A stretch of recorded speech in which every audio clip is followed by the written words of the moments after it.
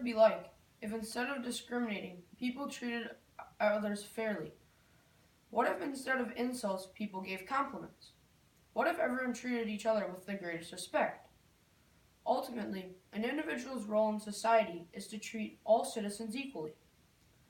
When Americans have treated each other fairly and worked together, great things have happened.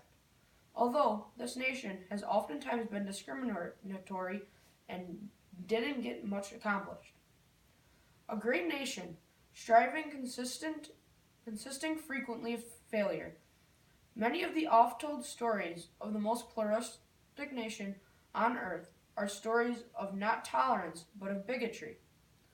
Slavery in sweatshops, the burning of crosses, and the ostracism of others. As stated by Anna Quinlan in A Quilt of a Country, this nation has done horrible things to people just because how they look or what they have believed in. To be a great nation, they must go through the tough times to get such a country. A nation cannot stop horrible things from occurring, terrorist attacks, domestic attacks, and other things, but instead build from these horrific mistakes.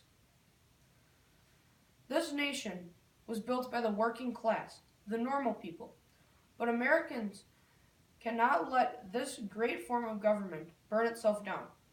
Arguably, the greatest structure of law, of the people, by the people, for the people, has been heard by most every American. A famous quote by 16th President of America, Abraham Lincoln, in his Gettysburg Address, explained democracy possibly better than anyone else before, with 9 simple words. And the repetition of the most important part of a democracy, the people. What Lincoln said can be taken to all corners of the earth. The citizens make of this planet what they choose. People must make a point not to crush others, but embrace others. And this world will live in harmony with one another.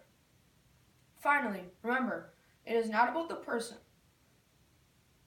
Look at what the human eye cannot see, as first President George Washington would have. When seeking a carpenter and a bricklayer for his Mount Vernon estate, he remarked, "If they are good workmen, they may be of Asia, Africa, or Europe. They may be Mahometans, Jews, or Christians of any sect, or they may be atheists. What mattered is that they could build." Mentioned in Making the Future Better Together by Eboo Patel, President Washington did not worry about who was making his home. He was worried about who could build his home. Nothing else was important to him. All men and women of the world should not either. Instead, think about if a person is nice or they're caring.